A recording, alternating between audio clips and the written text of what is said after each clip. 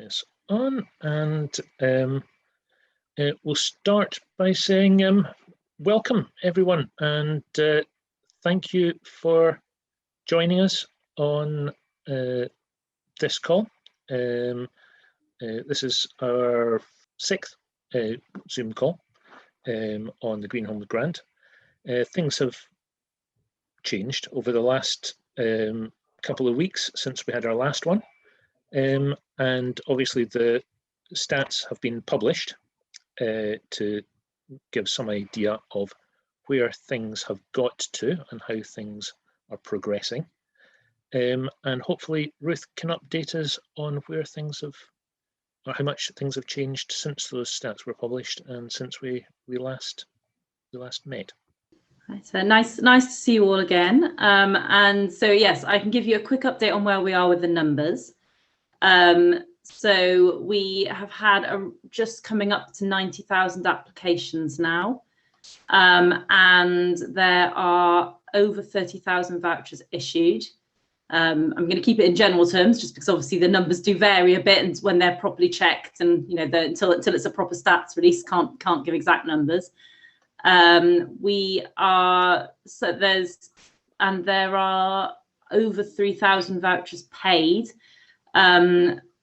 Vouchers being redeemed are coming in at a fairly sort of regular rate at the moment, and are which obviously then we're getting them through the system and getting them paid. So in fact, I think there were, I was just looking at the stats of yesterday's stats here, actually there were 175 vouchers redeemed yesterday. There's an interesting stat for you.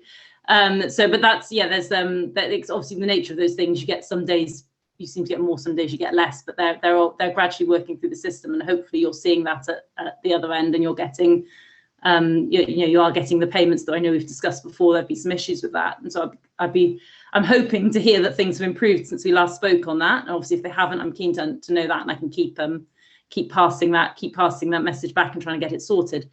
Now, I know one of the things that a lot of you have been asking questions about, and I'm going to address this up front because I am limited in what I can say on this. But I know a lot of you have been asking questions about the future of the scheme. I know there's been a lot of negative press coverage over the last few weeks and month. So what I will say, and I'm afraid it is what I've said before, is that in the spending review, the Chancellor announced 320 million for the scheme in the next financial year. It's part of a bigger tranche of funding. I know some of you have been asking about, what does a job come in this year or next year? Which budget is going? What does that mean for next year's budget? Unfortunately, in BEIS, I can't say that, a voucher will get paid in this year or next year, because it's about when you do the work, when your customer redeems it. But what I can say is that if work is done in line with the scheme rules, it will get paid, whichever year it is in. So you can be reassured that if a voucher has been issued, you are safe to get on with the work, get that voucher, and get the customer to redeem that voucher, and then we'll get it through the system and get it paid. That's how these things work. We won't, we're not going to leave you high and dry with work done and vouchers not paid. So as long as the work is done in line with the scheme rules, it will get redeemed. The voucher will get redeemed. It will get honoured. You will get paid. So I wanted to emphasise that. I also wanted to emphasise that applications are still being received, vouchers are still being issued, and payments are being made. And I know there have been some questions. I know some of you have asked some questions about the fact that that vouchers seem to have slowed down, and I'm actually really sort of concerned to hear that, because that's certainly that shouldn't be the case.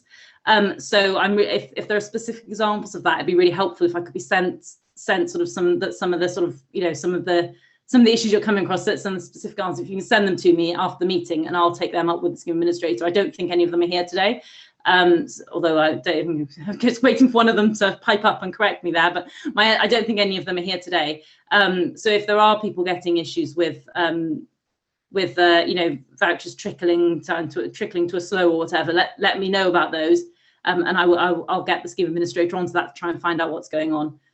The other thing I was going to mention was alongside the scheme, we launched some money to support skills and training, and we allocated that money back before Christmas, and so a lot of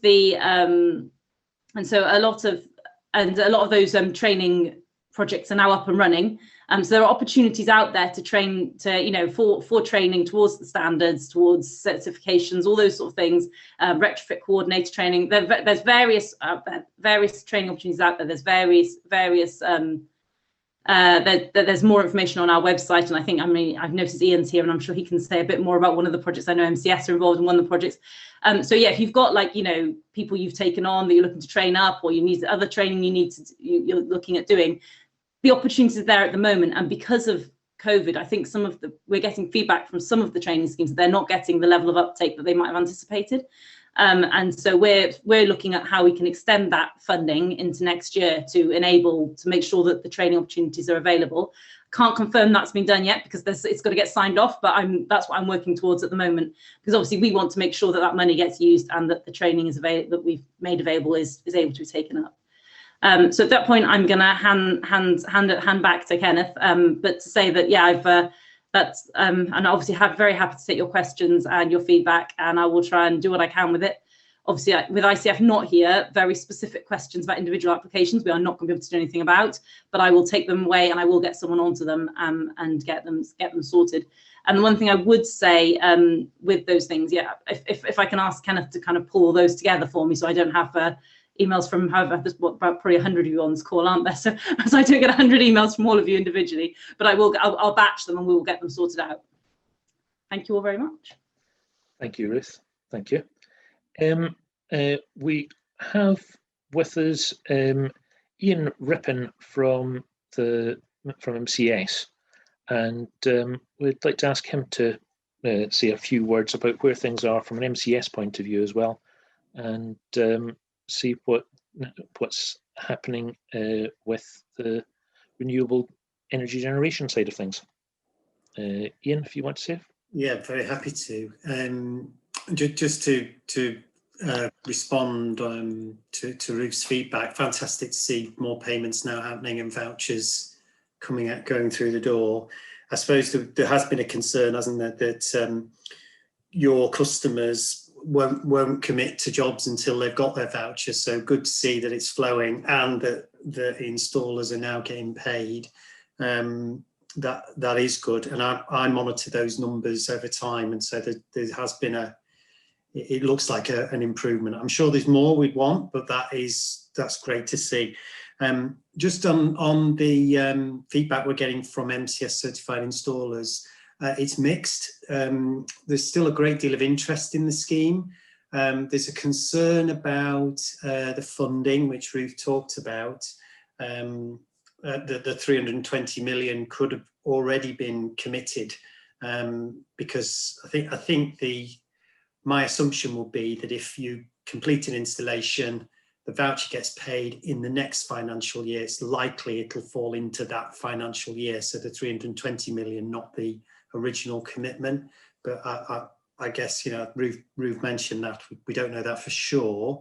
But looking at the volume of vouchers and the average value of a voucher, it looks like we've certainly got a tremendous pipeline there, great interest from consumers, which is good news. But I'm just a bit concerned that we're already quite a long way through the 320 million. So reflecting on that, I'm hearing from installers that they've decided not to participate going forward. That's not a universal thing though. I've still got installers saying we want to be part of this. In particular, a good news story, the training programme, the Green Homes Grant Skills Training Competition. We're involved with a scheme called the Renewable Heat Installer Training and Support Scheme, which is a bit of a mouthful, but it's RHITSS, if you want to Google it. That's already fully subscribed. So targeting 1,000 places for training linked to preparing an installer to achieve MCS certification. And it offers 70% off the cost of all of those steps. So accredited training, certification process. So a couple of people have told me they've decided just to suspend that, but I would recommend, even though that is fully subscribed, there is a waiting list just in case people do fall out of it. But you know, I know there has been a lot of issues with this scheme, undeniably. From a clean heat perspective, heat pumps, solar thermal, we've got a lot of people talking about that technology. So, you know, that makes it very disappointing there isn't more money for it. But there are lots of policy initiatives that are coming after this one. We don't want this boom and bust, but actually there's the Clean Heat Grant coming after the end of domestic RHI and lots of other things that I know are in the offing too. So that would be my feedback. I hope that's what you were expecting, Kenneth, but happy to answer any questions. And you're on mute. Yeah, thank you, Ian. It's always useful to have your feedback and a reminder that I'm on mute. But I think you're right. There is concerns across the whole sector about whether it's worthwhile starting to get involved in this scheme at this stage. But hopefully we can see some changes in government policy in the near future that might help us revive and restore confidence in the scheme going forward. Future schemes too, like the Clean Heat Grant, if there's any MCS certified installers on this on the Zoom, that is likely to require MCS certification. So there's more to come. But we're just concerned, obviously 320 million will go quite quickly given public interest, which you know, contrary to some of the comments that I think politicians have made, and you know, to be clear, that's different to Ruth about it. Well, people don't want people in their homes. Not true. There has been a massive interest in this scheme. I completely agree there, Ian. What we'll do is we'll move on to some questions, and Ruth has kind of touched on the first of these. So I will just ask, this is from Dino Themboikis at UK Energy Saving Experts. Unlike many, we've had no real issues with the Green Home Grant. We've installed many jobs, submitted and been paid in 95% of them. With the last 3 to 5 weeks, we have received no vouchers at all, despite being chased daily by customers. We have teams of installers and admin staff that have been employed for the scheme and have no date to keep them employed, and to date have kept them employed. I'm not sure how long I can keep them employed if vouchers continue to be held up. What is the delay?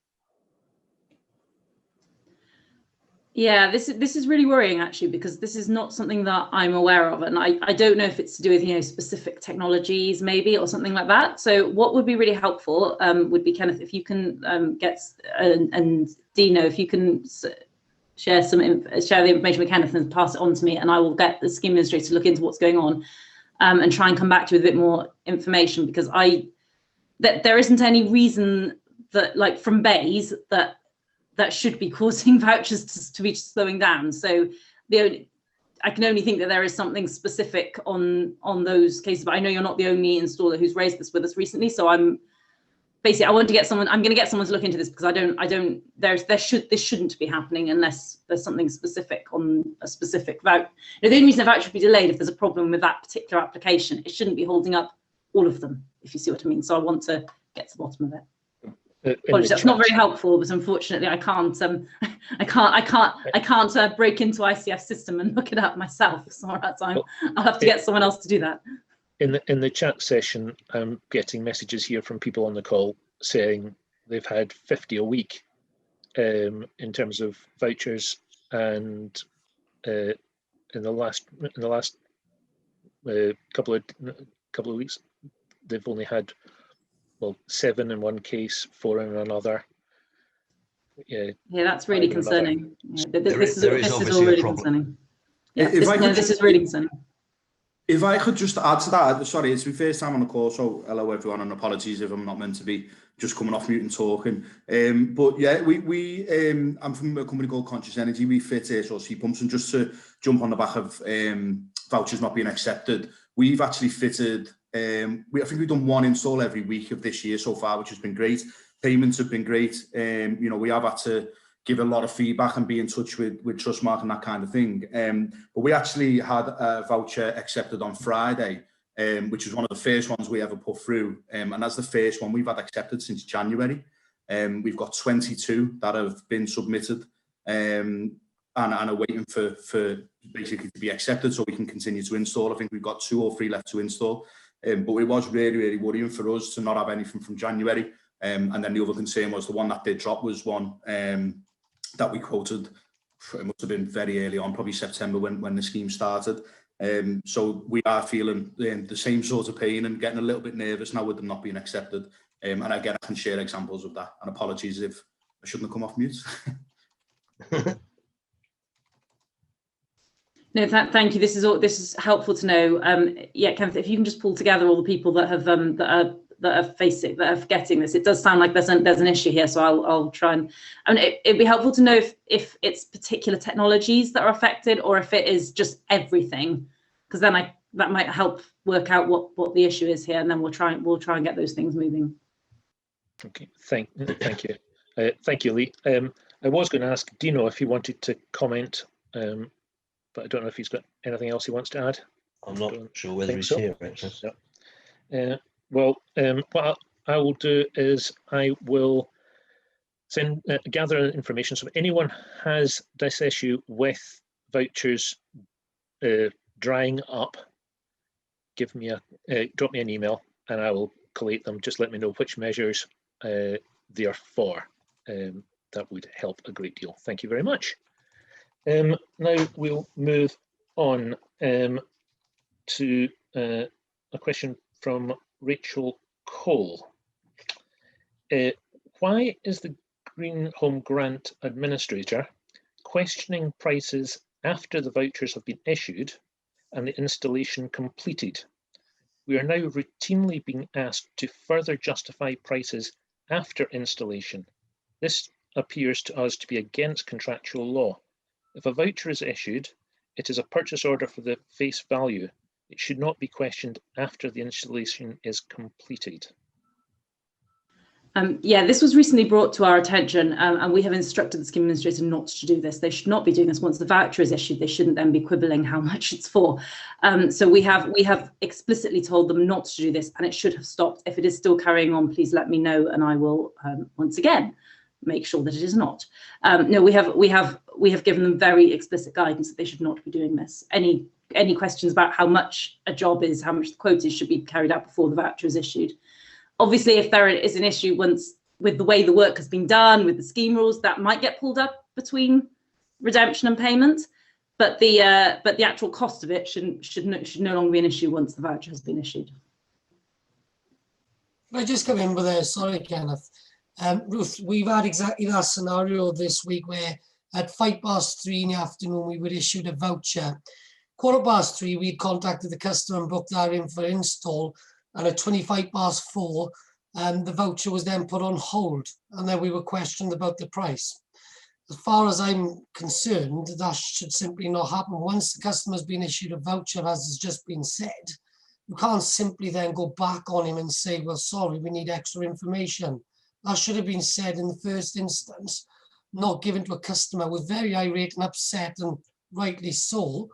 And we now left in the position when I spoke to Babs from ICF, basically told us that BEIS had said, or the instruction coming from BEIS was the price was a percentage over what they would expect. So are we able to actually get a pricing list that you guys have actually given to ICF that we're supposed to be pricing to? So the first thing to say is they should absolutely not be going back once a voucher has been issued. Any pricing decisions have to be made before the voucher is issued. So yeah, if you can send me the voucher number for that, I will get onto that and get them sorted. when I'm talking, I don't tend to keep an eye on the chat just because there's so much going on. So if you can get them sent to me by email afterwards, I'll try and I'll take them all up from that, because I don't tend to, because if I'm following the chat, I'm not concentrating on whoever's talking. So and then in the on the pricing guidance, so what we don't say is that an install should cost X, because that's just not true. It doesn't make sense. That's not the way an install works. It would be perfectly reasonable for an install to cost anything across a range, depending on the nature of the property, the nature of the install, the particular product being used. So we don't say that an install should cost a certain amount of money. What we do look at is sort of average industry data and say, this should be around about the average point in the scheme as well. And if it's not, that can flag concerns. That doesn't mean that anything above will automatically get rejected, because it's the nature of an average. It does mean that ICF, that scheme administrators, have to look at it in a bit more detail, ask a few more questions, get some more explanation. And the idea is, in most cases, as long as it makes sense as to why it's higher, it should go through. Or at least that there should be a conversation about why it isn't going through, which would then help with future quotes. So there is one of the challenges we have had with this, I think, is that probably just reflecting the fact that the sudden increase in demand there's been around the scheme and stuff. Generally, average prices in the scheme do seem to be higher than industry averages. That might also affect, that might also be to do with the times we're in, and suppliers and suppliers increasing costs and all kinds. I know there's a range of reasons why prices might have gone up over the last 6 months or so. And so I think we are finding that quite a lot of the applications of the scheme are above sort of typical industry averages. And so one of the things we've been doing with the scheme industry is going back through the guidance we've given them previously about those averages and seeing if there are sensible changes that can be made to try and ease the process, because really we don't want them to be having to check up on every single voucher and ask for more information on every single application, because that obviously slows it down for everyone. So that we've been doing that. We have been going through revising that guidance with them, and so there should be more applications running through now because of the changes that have been made. But because the nature is that it's an average, it's not a kind of this is the limit that something should cost. We don't give those numbers out, because we don't want people to say, oh, okay, that's how much BEIS are going to pay, so I'm always going to price them at that. Because that would also mean that things that would legitimately cost more won't get done under the scheme, even though they should also be available to apply to the scheme. And anything, and equally things that would come in below, there would be some people out there that would then up their prices because they know we'll pay that much. So we don't publish those numbers, and we're not going to. But we do work with scheme administrators to try and help them apply them more effectively, which is what we've been doing over the last few weeks, and I know hopefully is resulting in more applications running through now. But it's ICF who've actually turned around and said that it's BEIS who've actually said the prices are coming over, basically over what they should be. I actually had a customer this week was actually told, without asking for any kind of breakdown or justification, that the quote was simply too high and they needed to go to another installer. And I've got that in writing from ICF. Is that acceptable? That would suggest it was very significantly over the sort of industry averages we have. But it's actually exactly the same price as we've priced many other vouchers. We've actually received 359 we've received on exactly the same pricing matrix. So I find it very difficult to believe that it would have been well over. But even then, surely we should have been given the option, as we've had on the other occasions, to actually justify the cost, not simply go back to the customer and tell the customer the price is too high and to look for another installer. Especially after the scenario you had on the 24th, where you went out and told a number of installers that all their prices were too high, all at 29 minutes past 9, Christmas Eve, for all of us then to be wondering what was going on. When we've then questioned that with ICF, we've not had no correspondence back. We've got a number of customers who just sat there doing nothing at all. And we're simply not getting any response on any of this. And when you speak to the help desk, for example, I spoke to the help desk last week to tell them we were owed £130,000. And a nice gentleman just simply laughed down the phone at me. Is that acceptable? And I've actually raised this with Barbara, who is obviously the team leader, and I'll absolutely mention Barbara, because it's pretty shocking on all fronts what's actually going on. And in terms of the vouchers being dried up, it was ourselves who were receiving between 50 and 70 a week. We've had 7 in the last 9 days. Something really, really needs to happen, and I'm sure I'm not the only one here who's feeling like this. Mark, sorry. can I just interject? I'm sharing the same pain, but I've got £330,000 outstanding. Some of it going back to January. Yeah, ours is going back. Most of the debt is actually more historical than actually new.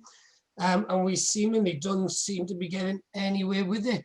And when we are contacting, for example, I spoke to Barbara the week before last. It took me a month to get a response on the first £60,000 we were owed. Then we were asked to give information and post photos for jobs done in December because they weren't on Sightline, knowing that we weren't actually issued Sightline until January. How can that be? How can that be possible? How can we be asked to actually give post-installation photos on a system that weren't even available at that time? Luckily, we've actually recorded all our jobs to EcoServe, so we've been able to actually collate and give the information over to Barbara this week. Still, we've not received the payment for those jobs, and they're still outstanding. And as Andy have just said, it's seemingly now that the installers are financing this scheme. I have received the same amount of money off the customer as I have the government. We've invested a huge amount of money into this scheme. We're taking on apprentices, we're taking on lots of different surveys, taking on lots of things, only for what seemingly looks like the 1st of April, you guys are going to be able to press a button, issue 80, 90,000 vouchers, and the £320 million spend is going to be gone overnight. Where does that leave us all? And it's quite easy to say we don't know the answers, we're going to come back. That's been going on 6 weeks. I'm going to give Ruth a chance to come back on that, but can I ask if anyone else is wanting to come in on conversations, can you let me know in the chat session and I'll try to bring you in just so we get through the questions. It's okay, Mark. Thank you. So it's a point that needs to be raised. So thank you, Mark. Ruth. So I was there's a lot there. It does sound like a very example of rather poor customer service. So I will feed that back as well to the scheme administrator. There is a problem here. I can see that. I was hoping that we might have got through some of these, but it seems that they are still there. So I will, unfortunately, it's if I could turn the button, if I could, turn a handle and push vouchers out, I'd be doing this, but I can't. They have to. So I'm going to. I will take this away. I know I say this every time, but I will take this away, and I will try and get them. The more details I have about specific voucher numbers, the easier it is to get progress made. Because if I can say there's a problem with vouchers numbers, a list of voucher numbers, then they will jump on and look at those voucher numbers. If I say there's a problem with an installer, they have to look up every single application installer. There may be unless of course there is a problem with every single application, in which case tell me that and I will try and get them moving too. Unfortunately I can't respond to the details. I can't say, oh well, on this voucher is this and this voucher is that, because I don't have that information. But I will take it away and I will try and get them sorted. The more information you give me around voucher numbers, the easier it'll be to solve it. Thank you, Ruth. Going back to the original question, Rachel, I don't know if you want to come back on the original question. I would very much like to. With regards to the issue of being asked to justify your prices after installation, yesterday alone, I had to write 4 separate price justifications post-install. 4. We're having to do it on every single. This is not isolated. This is routine. It's systemic within the structure of the administrator. We have to write. I've even been sending the materials, invoices to ICF. This isn't normal. This is an accepted practice now. So if Ruth is saying they're not supposed to be doing it, am I able to go back when I get these requests, which I do for every single payment? We have not had one payment on time. Most aged payment now is 47 days overdue. When I look at my finance system, the entire amount of outstanding income to our business is sat with the Green Home Grant Administrator. Yeah, we are being asked now to provide full sets of post-install photos when we're using the ICF app correctly. The ICF app only allows us to put 3 photos in. We're now being asked on every single job for full sets of photos. So we have to write a price justification down to the number of fixings that we've used for every single job. This is not acceptable. Once we have that voucher issued, it's a purchase order. It's giving us permission to complete that work for the face value of that voucher. It's not acceptable, and it's continuing. And in fact, my email's just pinged, and guess what? I'm being asked to do another price justification for ICF to get payment that I'm legitimately due. Can you forward me that email? Because I'm going to literally send it right back to them now and say they absolutely, we've told them explicitly they should not be doing this. So I will, you know, if the voucher's been issued, they should not be seeking. I will send an email to Ken with every single voucher and every single response. Obviously, subject to GDPR, I may have to redact some customer details. Yeah, that's fine. Voucher numbers is fine. All I need is voucher numbers, or if you've got specific, like basically that the email you've just said, if you can just take the name of the customer out, just it's got voucher in, because we only found out they were doing that. This was happening, I think, last week or week before. We've explicitly told them not to be doing it. So if they are still doing it, this is a problem, and I need to take action. I'll give you one very quick example, Ruth. We did a room in roof insulation in London. Now we needed 2 skips. £286 to park 2 vans there for 6 days. The measure involved removing lava and plaster, ceilings and walls from a 200-year-old property. Our price was £11,156. Yeah, we were told by ICF post-install our price should have been £6,600. The materials alone were £57.50, so 5,750. That was the exact materials for that job. Now, this guy is a fabulous customer. He has mobility issues. He was delighted with our work. He'd had 5 other quotes. One of them, he's a wheelchair user. One of them said, we'll do it for £8,000, but you need to do the remedial work, which involved hacking off lava and plaster. You could not put 1.5 tons of additional weight on that substrate onto 200-year-old lava and plaster. That would have been irresponsible. He was quoted by somebody else £15,000 without coming to look, somebody else £2,000 over the phone without coming to look. This is just crazy. We're professional people involved in retrofit. I've been doing it 21 years. Yeah, we honour our prices. On that job, we made a net loss. We made a loss of nearly £2,000, but we honoured our quote. This is a daily occurrence. I spent my whole day yesterday going through quotes, getting the materials invoices off the finance system, and then justifying our prices on a line-by-line basis, just so I can get paid. It's ridiculous. No, I completely agree. I will. They have been told not to do this. I will sort this out. Can we get your email address, please, Ruth? Given the number of you that are raising concerns here, it might be easier to collate them all and send them all in one go. I mean,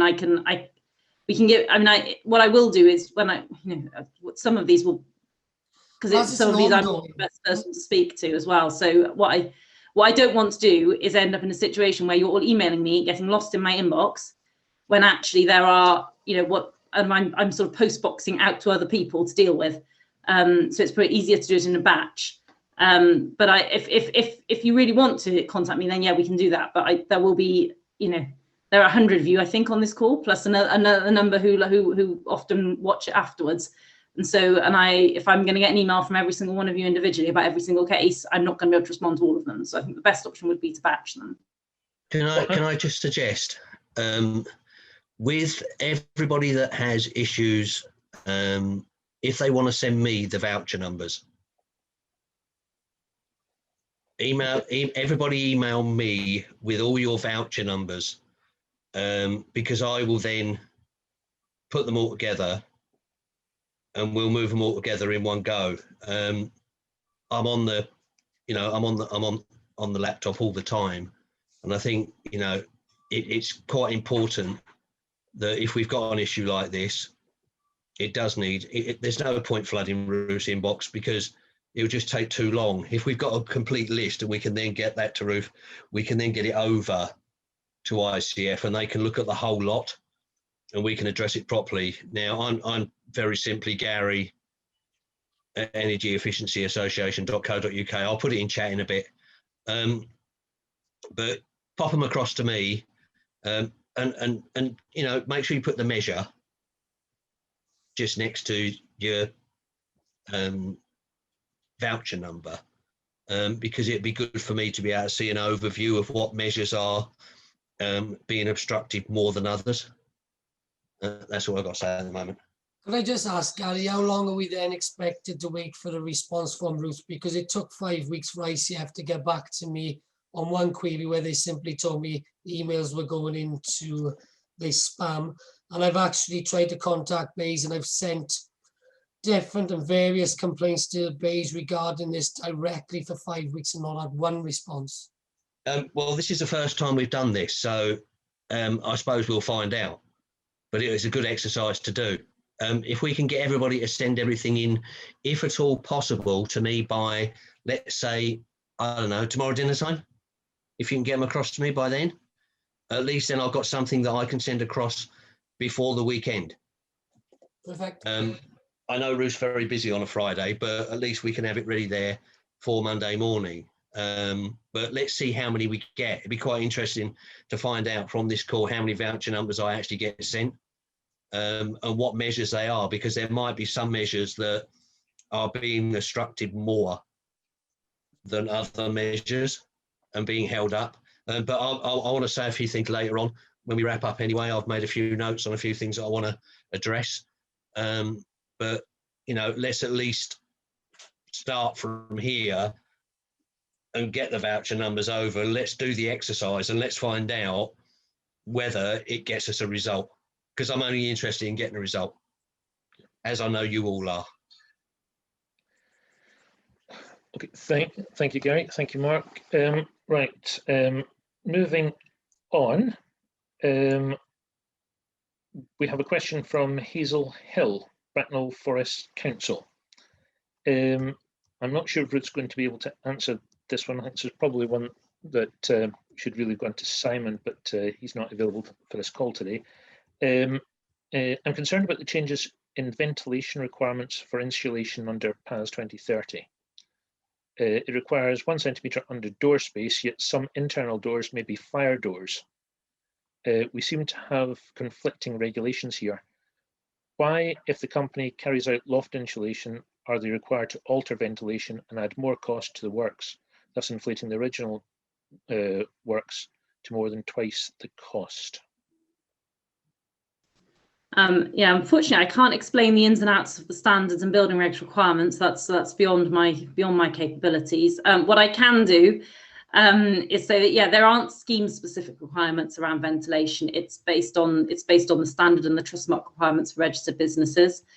So I'd suggest that any questions about those are best addressed to your trust mark scheme provider, because I know they can help with guidance on the interpretation of those documents, because clearly it's going to vary from property to property and what's the best thing to do. But I'm afraid I can't provide a helpful answer on that one. I asked Simon about this last night because I knew he wasn't going to be able to be on the call.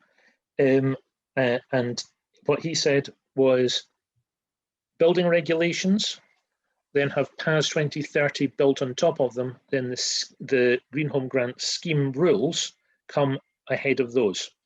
So the basic, if there's a conflict between building regs and PAS 2030, PAS 2030 should be followed because it's a stronger regulation than the building regulations requirement. So that was the advice from Simon when I asked him that question. I don't know if you want to come back, Hazel.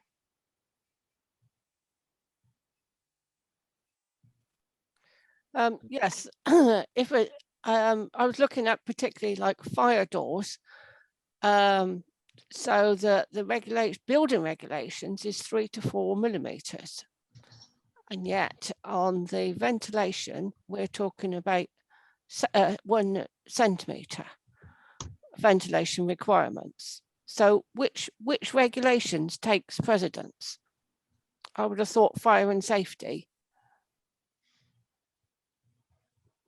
That's not one I can help you with, I'm afraid. I think the best, I'd suggest probably best to follow up with Trustmark on that one, or with us, or the relevant scheme provider.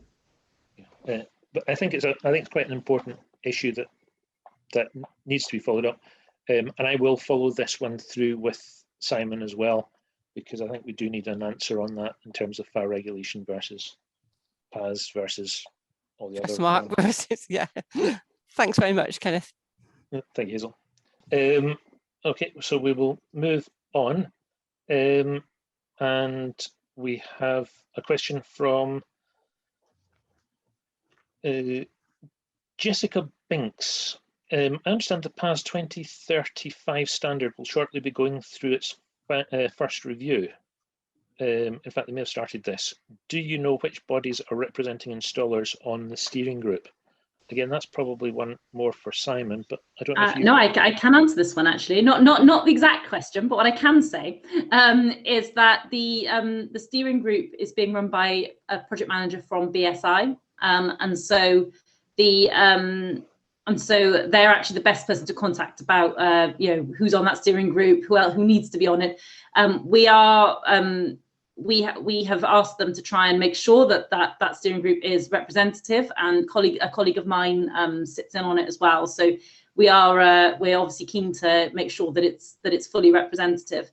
And I believe my colleague Kate has already been in contact with Jessica actually, and has given her the email address for the project manager. So hopefully that can all be sorted.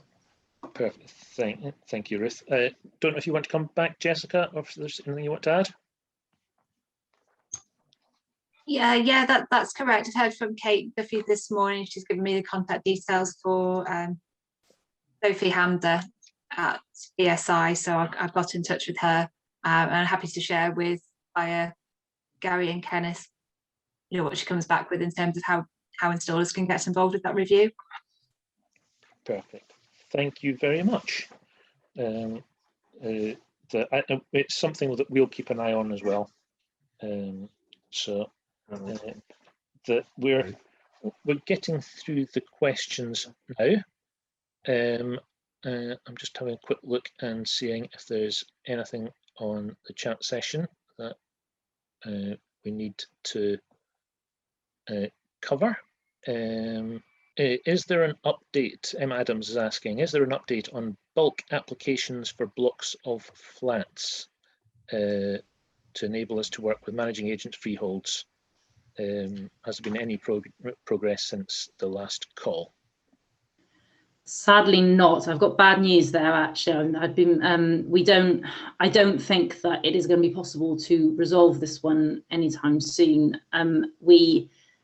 It's unfortunate because it is something that we would have liked to have been available through the scheme, but at the moment the system makes it difficult basically, and it's every time we put more changes through, it slows down other things, and so I think this is probably not going to be made.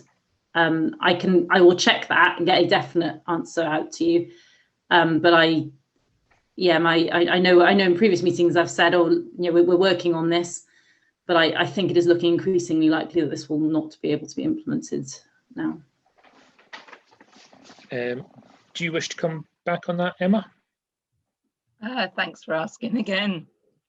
All I'll say is let's hope that one of the other schemes that BEIS is going to put in place will help blocks of flats, because there are plenty of flats out there that need support, and it is appalling that just because you live in a flat that you can't get any help, especially with everything on the back of Grenfell and everything like that, where these are the people that really need that kind of support, especially when it's in a sort of privately owned block.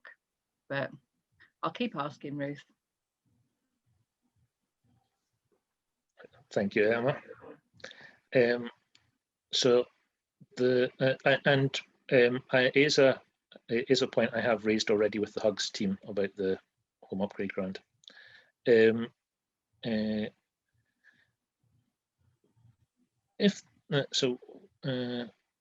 Just going through the questions here. So we have a question from Neil Whitfield. Can you clarify eligible enabling works? Now, I had an email through from Neil last night, actually, with quite a lot more detail on it. So I've forwarded that over to a technical colleague to try and get a bit more clarity, because I wouldn't like to say, not being a technical expert, I wouldn't want to say, oh yes, that's in, that's not in. It probably does depend from property to property as to whether things are how necessary things specific works are to comply with the standard. But our general position is that if extra work is necessary to do a job properly in line with the standard, then it would be considered acceptable within the voucher costs. So that's but I appreciate that doesn't completely answer the question. So I'm looking to get some more technical advice on that, which I'll follow up with Neil on. I mean, it might be something I think would be worth perhaps having a separate meeting about, actually, for people who've got particular queries on it. Thank you. I don't know if you want to come back on that, Neil. Yes, Kenneth, Ruth, thanks very much. I appreciate that. I look forward to Ruth coming back and see where we can go with that, because it is obviously a very important factor of the whole installation. You know, to get the foundation right, to make sure that the job is, you know, prepared properly before any installation is installed. Otherwise, there's a detriment to the performance of that installation. So it's critical that it's done right, and it's critical that there's clear guidelines and parameters that installers know where to work to. So I look forward to contributing to that and getting some feedback. Cheers. Thank you, Neil. We have a question from Peter Tom. He's raising concerns that the red tape on this scheme and similar schemes is acting as a barrier for small businesses getting involved in government projects. Can you comment on that, Ruth? Well, I obviously, you know, we don't want to create barriers. I appreciate that, particularly with the way the scheme is running at the moment, that there are some there. So, you know, we're doing our best to try and reduce them. And I know with the other schemes that are in development, there's been a lot of engagement going on to try and make sure that we get the balance right. There is a balance there, because we do have to ensure that, you know, work is done properly, that you know, that we're only paying for work that's actually being done, that it's, you know, that sort of rules are followed to protect that the scheme is value for money. At the same time, we don't want to create so many barriers that installers don't want to take part. So there's a balance there. I know that with the issues that are currently, you know, in place in this particular scheme, it's not giving the best impression. So we are seeing what we can learn from this scheme to feed into the design of other schemes that are in development. Thank you. I don't think Peter's on. Oh yes, you are. Yeah, thank you, Ruth. To see your username. Yeah, no, I'm here. Yeah, listening intently. Yeah, thank you, Ruth. Obviously, there are issues with the small installers, and they feel excluded. You know, I'm a trustee of the Chartered Institute of Plumbing and Heating Engineers, and we know that our members are concerned that you know, they can't engage with this because of the bureaucracy. And certainly when we hear these stories that I've heard today, and on the previous 5 meetings previous to today, with companies not getting paid, you know, a lot of the businesses here are larger businesses, and they might be able to carry it for a while, probably not for much longer. But small installers just couldn't do that. And we know the failure of the Green Deal meant that many installers went out of business. And there's a lot of people got the scars of that. And we just feel as small installers that the government just aren't listening to these issues, and the bureaucracy, the red tape is just killing it. And, you know, it's been well publicised in Parliament, in the press, and here at these meetings. And, you know, I think government needs to start listening to industry and perhaps get a scheme together that will work. Thank you, Peter. If you come in on that, Kenneth. Yep. You know, and I've been quite a vocal critic of this scheme, but I think it is worth knowing that, for example, the Clean Heat Grant, there was a further consultation that closed, I think, last Friday, which was about taking this precise feedback.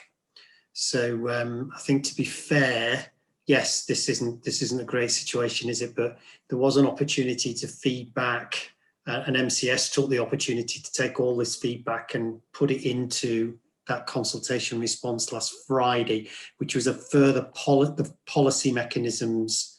I can't remember exactly what it was called, but that was BEIS reaching out again to say, okay, we've already consulted on the Clean Heat Grant, which starts in April next year. Let's do a further consultation to make sure we're hearing this feedback. And also, I was also thinking of the home upgrade grant as well, where there's been a series of workshops going on. I know Kenneth has been going along too, so let's get, and I'm sure others have as well, just to try and, you know, understand what we need to do around to learn the lessons and to make sure that we get it right for the supply chain. And smaller businesses, yeah, the vast majority of MCS certified installers are less than 20 employees. So I'm sorry, Ken, for interrupting, but honestly, this scheme could have been, it is a brilliant idea, but had the guidelines been in place from word go, there would be none of these issues. The guidelines were issued on the 13th of November. And that's the problem with the scheme. Nothing was ready when it was launched. So everybody is firefighting to catch up. So on any future scheme, it's easy. Put the guidelines in place, work through every scenario, simple. yeah. Sorry, I don't normally rush in and defend colleagues at BEIS, but I think we've got to be careful what we wish for. You're absolutely right, Anne. And the problem with the Green Homes Grant, it was a Treasury-led initiative, and BEIS officials had no time at all to build it. Now, that sounds like an excuse. That's why we've got some of these issues. The Clean Heat Grant has been in design for a long time. Domestic RHI, that took nearly 2 years apparently to build. So these things have to be developed properly. And yes.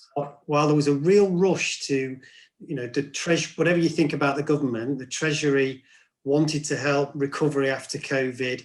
BEIS ended up with a big challenge to build something that was going to work and satisfy all the fraud type criteria and all of those things. But you don't launch anything until it's ready. I couldn't agree more. You cannot build a house without foundations. And that has to be the learning, but I'm afraid politicians like to be heroes, and they like to say, we're going to help. You know, and we all wanted that help.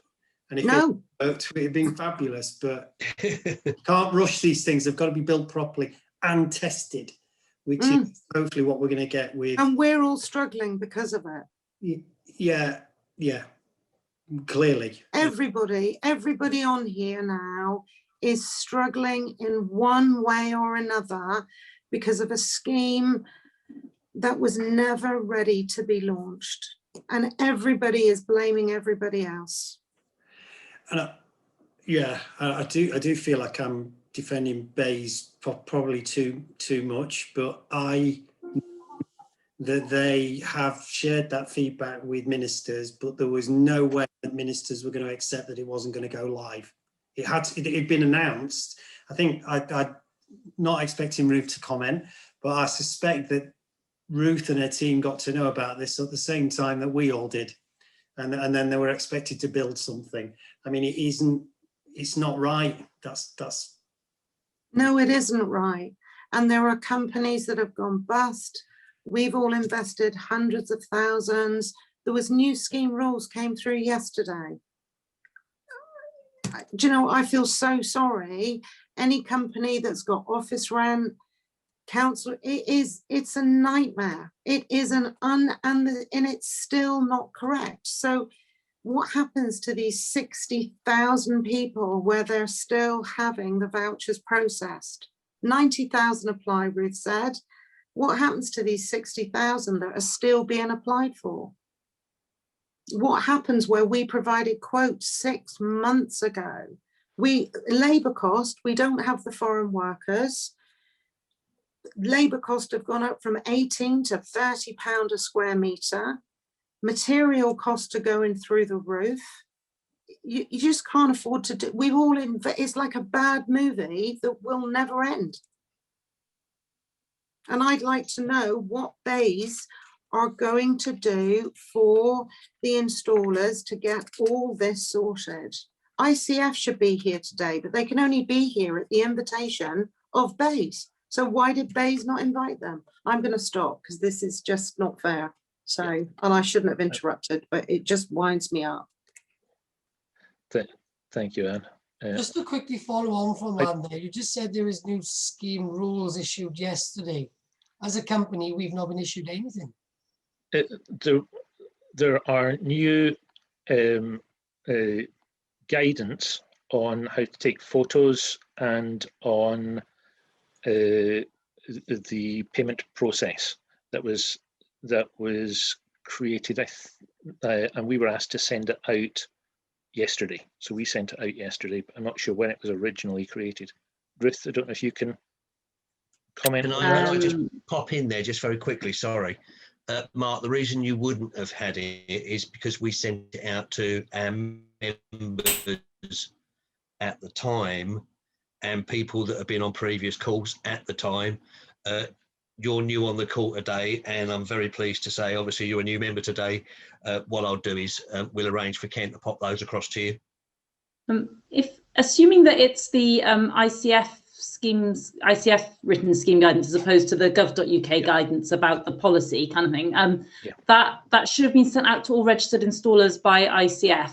Any amendments to it, so you should also be getting it via that route. I can check that has definitely taken place. It might be they're going to batch them up at some point overnight or something. But yes, obviously, if Kenneth and Gary are forwarding it on as well, that's also helpful to make sure you're getting it from all fronts. We were asked specifically by the sport team to see if we could help with that, which is refreshing to see that they're actually coming to us with information rather than us having to go and drag it out of them. But so that has gone out. Any of the members who haven't had it, it'll also be available on our website this afternoon as well. So next question, is there an issue with pitched roof insulation? Desktop is asking. There seem to be facing voucher issues. So before I leap into an answer on that one, I'm going to say this is going to have to be my last question because I have to go to another meeting. No, in fact, I think I'm already past the point I said I have to leave. But I don't like to leave while you're all in full flow. I am now 10 minutes late for something else, so I'm going to have to. So I'm going to answer this one, then I'm going to have to dial off. I'm very sorry about that. Was it pitched roof? Did you say, or room roof? Pitched roof. Okay, so I think there have been some issues with getting these vouchers out, with the level of just about, I think, I think the costs can be quite variable across different applications, and I think the scheme administrator has some challenges dealing with them. My understanding is they should now be coming out, so I will I'll check up on that and try and find out what's going on. But my understanding is these should now be beginning to come out after an initial hold up on that particular technology. Thank you very much. I will let you go then, Ruth. I just want to say thank you very much for your time as ever, and we'll get as much information over to you. And there are some other questions in the chat session, which we'll send over to you as well, and see if we can get some answers for our members. Thank you. Thank you very much. Apologies, I'm having to leave now. Yeah, thank you. I don't know if anyone wishes to say anything else. Gary, I know you wanted to wrap up. Yeah. And I think Tom Egan, were you wanting to say something? Yeah, just we've been in it since December. Now I'm the other way around. We're very positive about it. We've actually this has made a real big success of our company. There's some very key things that we've learned along the journey that seem to speed everything up. And the one for us is, once you realise that they're not going to tell you when something's wrong and you have to call them, you can make a difference. So for us, from our perspective, I made a quote that was 9 pages long for each measure. So it's the most highly detailed quote you'll ever see. So that boxes off that first issue, and it has done for us because we receive regular vouchers. I think most of the problems you're going to see with the vouchers not being issued, which is your 60,000 that aren't been issued yet, is eligibility. So even on the £5,000 vouchers, I still think the land registry check. So on a land registry check, one word out of kilter against the land registry will cause those vouchers to fail. So all of our call centre rings all of our customers regularly to see if they've had any correspondence, and we actually get them to ring the Green Homes Grant helpline to see if there's any eligibility failures. Now, I know from our book of work that we've got 50% sat with eligibility issues, which could be a big reason why you're not seeing vouchers come through. And then on the payment side, we've got the biggest thing I do is every time I lodge a job, we always send a customer invoice to Green Homes Grant, to the installer team, with a voucher number as the subject. We always send a screen grab of the Green Homes Grant invoice form to the Green Homes Grant with the subject line as the voucher number. And then we also always send a PDF of the Trustmark certificate once we've lodged the work. Now, when you do all those 3 things, that seems to cut out a lot of the payment delays. But also, we've had installers that have just put, if we use a subcontractor, they've put their own subcontract name in on Sightline, and that's caused a lot of delays. Just simple things like people missing the voucher code outright, so they're not put the uppercase and lowercase voucher number in Sightline. All these things that I've been trying to alleviate. We're getting paid in 7 days on every job. Every single job. How many jobs you actually received, Tom? So I've got 1,200 vouchers, and we've fitted 300 so far. Pardon? You've been paid for all of them? Of what I've fitted, other than the 7-day lag that we're in now, we've been paid. So we always work 7 days. Pardon? How many have you fitted, and what measures are you doing? Solar thermal, we do a lot of loft, underfloor, EWIs. How many have you fitted? 220 so far. 220. Well, we've actually fitted 359 and actually been paid on 260 or so, and we've done none of the above. We've actually just followed as we should be, going on Sightline. That's what Sightline was set up for, and it was given in the background. So let's accept what you're saying. That's not what the scheme parameters are asking us to do. We are following, or us as a company are following what was set up by ICF and Sightline and from BEIS. So administratively, that's got to be costing you a lot more time, a lot more money, which then where does the cost come from that? That's simply not how the scheme was set up. So why should we as installers then be chasing around things when a system's been put in place that's simply failing. So I can accept the thing, but that's doing more. Agree with you, Mark. I know it's not a perfect scheme. So anything you can do to alleviate it, sending a simple email with 3 attachments on once you've lodged a job, if that's going to help people get paid, I'm not specifically you've done really well getting those payments, but anybody else in the group, just like customers upload the quote when they lodge a voucher. That's a problem. So they're uploading the quote originally instead of the invoice. People do silly things that cause problems that affect you. So, oh, you're on mute, Mark. You're on mute, mate. Are you not concerned that out of 1,200 vouchers, you've only had 236? Because we've actually applied for 650, received 350. That's what I fitted. I've only fitted those out of that because we're scaling up as we speak. So we've had a mass box of vouchers over the last, since January. Like at the current rate of what the vouchers are actually being issued, and when they're updated at the end of January, it's going to take 18 years to actually do the 80,000 outstanding. 18 years. That's 18 years. That's just not acceptable at all. So whilst you feel this is a success, I would imagine most people around you are feeling it's a complete failure, and everybody wants it to work, and it's critical both for the actual industry to reduce the carbon, both for the economic recovery after COVID, and both for the inward investment we've all given as a company. It's simply not acceptable. So there may be some success stories, and I believe we are probably one of the success stories in terms of the vouchers and the payments. It's simply not acceptable. It's absolutely ridiculous. I can do an eco job and get paid for my funder within 7 days, no questions. It's actually having a massive impact on the eco industry, the private industry. I think it was small solar companies said last time round that ultimately where their books were busy, they're no longer busy because people think they can have this voucher. It's all well and good. When it's taken 6 months for them to actually be issued, that's no good for any of us. To me, I think everybody looked forward to this scheme coming on board. Everyone thought it was a great thing. And I think everyone accepts the quality side of things is what needs to happen in the industry. But how it's run is absolutely diabolical. It's nothing short of piss poor. I think that there are certain things, I mean,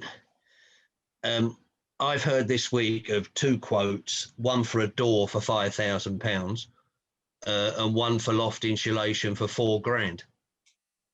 There are some people trying to rip it. Yeah, we had one up in Bristol where the customer was asked £3,500 for a loft top-up. We done the job for 600 quid.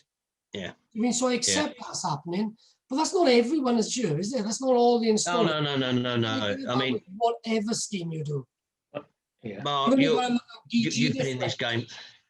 Mark, you've been in this game long enough, mate, to know how it works. You know, tried and trusted eco installer. There are still a lot of people that believe that the rules on this are the same as eco, and they're not. You know, it's of a different level. I think there's a couple of things. Sorry? It should be simpler. Say again? It should be simpler. Should be simpler, but when you throw a different set of guidelines out to an industry that's used to working at a certain way, and you know, we all hate change. It is what it is. But you know, I have a few concerns. It looks like there is an improvement from the last call on the number of vouchers on percentage-wise that are being paid. Now, my concern is the old vouchers that run from September to end of November. They seem to be completely clogged up. Things are happening a lot better, you know, albeit there's less vouchers going out, but payment-wise and things like that. Since Christmas, things have improved. Not to what we want it to be, but it is getting slightly better. My concern is no ICF. You know, we've had no representation of ICF. Whether they've been invited by BEIS or not, for me, is totally immaterial. We had 3 people on the last call. You know, they were chipper, wanting to come on, you know, and we've got nobody representing ICF. I appreciate Simon can't be on the call because he's very, very busy with something else. As far, the one bit I did get from Ruth's opening statement was, it looks like all the vouchers will be paid for. Now, that surely has got to be a good thing. Now, how long it takes to get paid and how much grief and strife and that you guys all have to go through is another matter. So, you know, we will try and help, and hence why we've said, Mark, I sent you that guidance across. Thank you very much. Yeah. Send me those details, because immediately I've had someone send me 200. Thanks very much. You know, we'll collate these and we'll get them all across, and let's try and find out what happens, because until we try, we won't get nowhere. A couple of little things I'd like to just mention. I'm pleased to state that we've partnered up with MCS now as an association as of yesterday. So thank you very much, Ian. A couple of things that were mentioned: training and the extension of the training. Now, whether you're aware of it or not, but there are certain things on our website that have got links to training available and the opportunities for that. If you need to know any information regarding the training, whether it be NVQs or whatever, come to us, drop us an email. I put my details on there, send it across to me. Proud to announce that we placed our first person day before yesterday on the Kickstart scheme. So finally, that's unravelled and we've started going. And we're up to 180 jobs now that we're going to be looking for. The process is taking slightly longer, but yet again, we're working with government, so surprise, surprise. However, you know, we're hoping that things will start moving now. And if you know, are looking for, effectively what I would suggest is 18 to 24-year-olds, although it's 16, it's difficult to get onto universal credit when you're 16 or 18. So 16 to 18, 18 to 24-year-olds, sorry, 25 hours a week for 6 months for free. If you're looking for people, they have to be new positions. You'll get a certain amount of money to help with their development. Just drop me an email and we'll start looking for it for you. Overall, I can hear a lot of discontent, as always. I think one thing that is important is the gap between the number of applications and the number of vouchers issued. That is really worrying. That's 60,000 sitting there. You know, for what Ian was saying was, you know, overnight the money could be spent with the amount of vouchers that is already issued and going through the pipeline. So, but they have said that if they issue the vouchers, they'll honour them. My concern is if they hit the figure, are they then going to stop issuing the vouchers?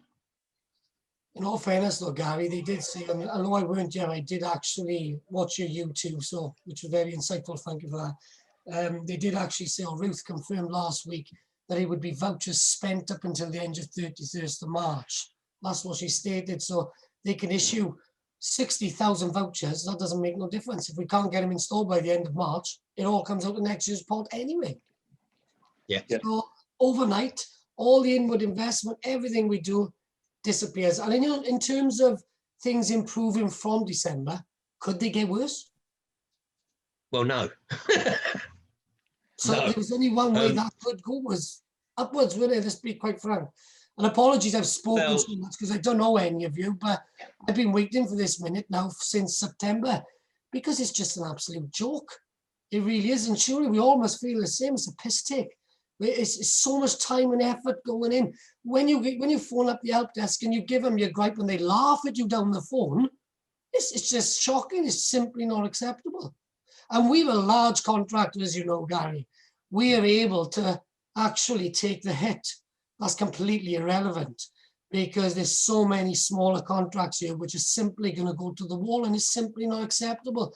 And we should be sticking together as an industry. And for far too long, our prices across the board have been driven down by Eco, Cert, CES, and every other scheme out there. We are undervalued as an industry. We need to stick together and make sure this starts working. And we should all be getting paid our just rewards. There's a lot of time and effort that goes into all of this, capturing the work administratively, all kinds of things. And it's simply not fair or acceptable, the position we're all finding ourselves in.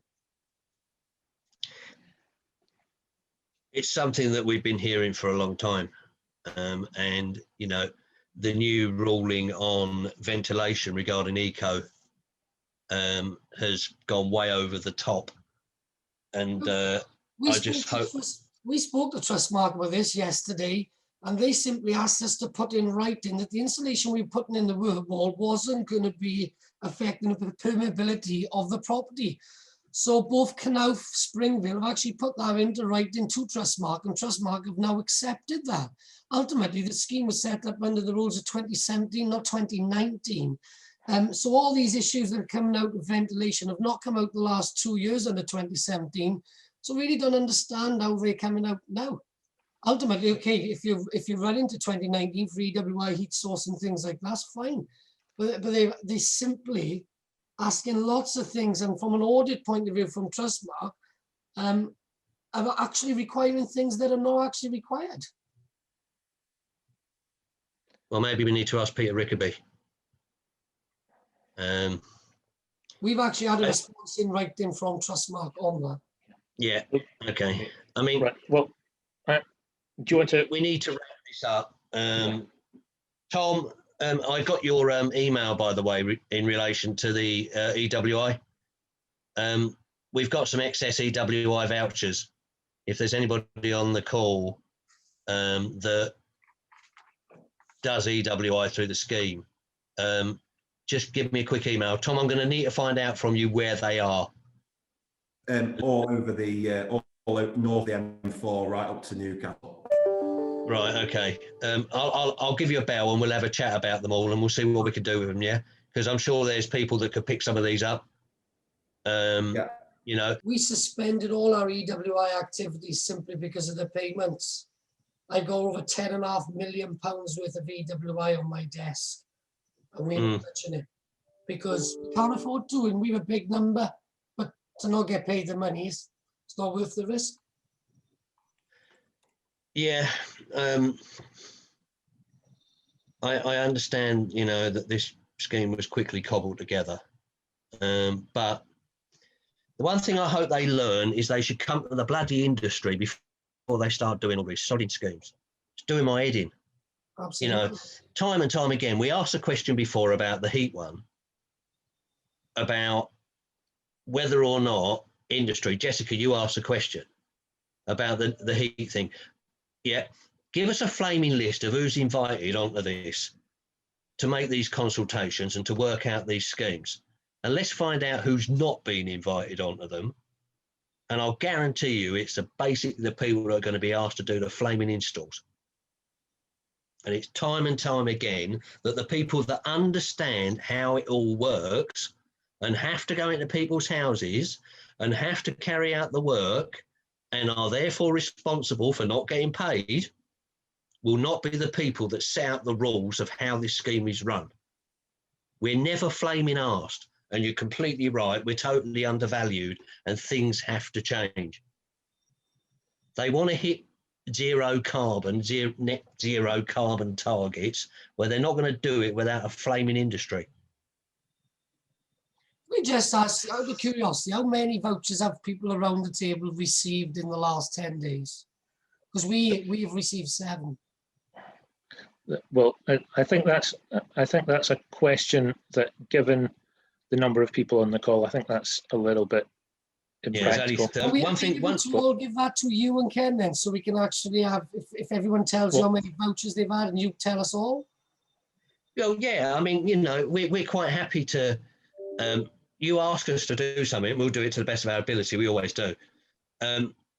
One thing I would say is it just seems to me a little bit I'm a bit curious as to why the vouchers have stopped coming out, and then so have ICF. Now, those two things are obviously linked. I'm only making an assumption here, but when something dries up, I think, you know, at the end of the day, there needs to be someone who answer the question that can answer it. And obviously Ruth could not answer it because it's not her responsibility.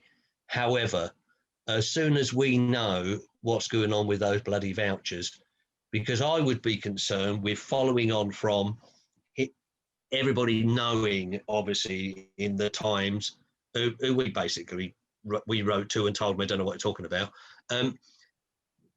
When you hear things like scheme's going to finish, it's all going to get stopped, the money's not going forward, blah, blah, blah, and then all of a sudden your vouchers stop coming out, 1 + 1 does equal 2.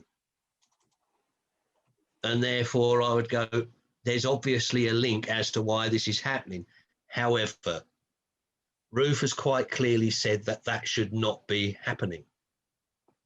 The same as you being asked to justify your voucher and your cost of your voucher after the voucher has been issued. Ruth has quite clearly again said that should not be happening. So the way I'm seeing all this, all roads lead to America. Now, I might be totally overcooking the goose here, but it seems to me ICF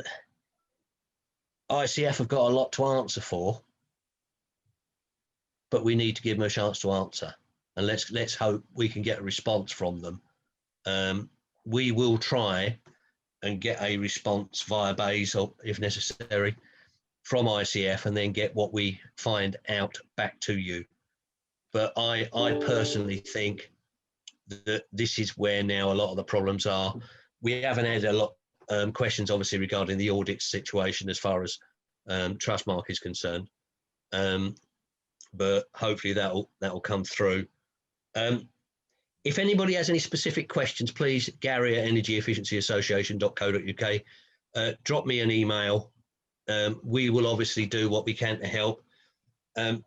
We've been on, through Kenneth, all of the HUGs, the home upgrade scheme. We've been on all the workshops and put our view across. Again, you know, the industry needs to be involved properly with running that, because with Eco4, HUGs obviously will take care of the off-gas side of things, while Eco will carry on with the on-gas side of things. Well, once we've got more information, I'm sure we'll send information out to you. It's nice to see some new faces on here. Can I just interject, Gary? I've had a message from Ian Rippon. He's having to head off, so I just wanted to say thank you very much, Ian, before you leave. Yeah, thank you for the involvement again. And yeah, thanks, Ian. Best wishes for the future. Yeah, let's hope we've all got one, eh? Yeah, okay. Take care. Thank you. One thing I'd like to propose, and I'm probably going to do what I always do. I'm going to start getting together the regional committees. I've had to wait until, you know, a number of these have gone through, but I think it's now time for us to start looking at setting up properly, because I think we're up to about 315 members or something like that, and we're getting new members coming on all the time. It's about time we actually started having Zoom calls with regional situations, and we'll do a national one as well for the national members. But quite simply, I think, you know, we need to start discussing at regional level how we take things forward, and start moving things along a little. It's going to create a lot more work for Kenneth and myself, no doubt. But at the end of the day, you know, we need to now step up and move it forward along with everything else. But I want to close with some good news. We have finally started getting some dates in the diary, and this is completely separate, for the Energy Efficiency Awards. I've sat here for 12 months with all of our staff on furlough, being unable to get into any hotels. And, you know, we've had varying conversations with people about whether the award will survive. With the support of the industry, the awards will survive. Okay. And our first event will be in Yorkshire on the 25th of June. Our second event will be in the Northwest on the 2nd of July. Our third event will be, when I grab my piece of paper,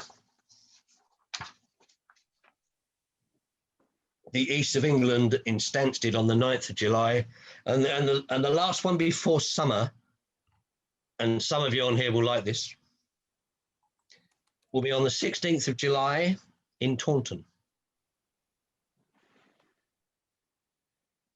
I've also worked out dates for London and the West Midlands. We will have them all, and we will do all the regionals by the end of October. Whether we will get the national in this year will really depend on whether we can afford it, if I'm quite honest, and the uptake and the support that we get. There will be an email going out to everybody what's going on with the awards. Anybody on the call that's not a member of the association, you should be ashamed of yourselves. You should be. We're the only ones doing anything about this Green Homes Grant scheme at the moment. We're the only one that's bothered to try and help. Look, we're not perfect. You know, we do our best. We're the only ones set up to be a Kickstart gateway for the industry. Again, we're trying to help. You know, become a member if you're not a member. Just give us your support. Because the more of us we get together as members, as Mark said, the more clout we've got. And it's all about collaboration and communication and trying to work together. I want to thank everybody for coming on the call again. We'll obviously try and get another one around, get them around the table again for April. It'll be very interesting to see where the situation on the money spent and what vouchers are getting redeemed out of that 60,000 that's sitting there. Of course, send me your email with your voucher numbers, please. It's the voucher numbers I need, and we'll get them across and we'll see if we can get some results. Be very interesting to find out how we get on. Thanks very much for all your time. I'm going to wrap up now, but I'd like to say thank you very much for our support, for your support again. And no doubt I'll speak to you all in the matter of time, as it is anyway. But that's all from me. Thank you. Thank you, boys. Without you, you, Gary. we'd be really stuck. We would be. Thank you, Anne. Thanks, Ed. Appreciate that. Well, just for me to close up, I just want to say thank you all to everyone. Thank you, Tom, for the positivity and the advice and help for those that are having trouble getting through the payment and voucher application processes.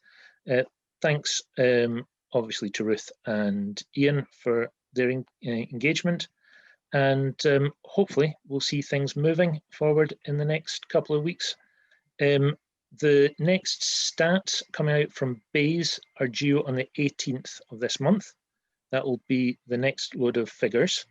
We'll wait those and we will give you some feedback once those come out. We're also looking for feedback on the documents that we sent out the other day. If anyone's got any suggestions for improvement on the guidelines, let us know. And if there's anything else we can do to help, you have Gary's email address, you have my email address, and we're happy to pass things on to either BEIS or ICF or Green Home Grant Scheme in any form that you wish to send them to us. But we look forward to talking to you all again soon. So thank you very much. Thank you. Yeah. Take care. Bye-bye now. Yes, now. Take care. Bye. Bye.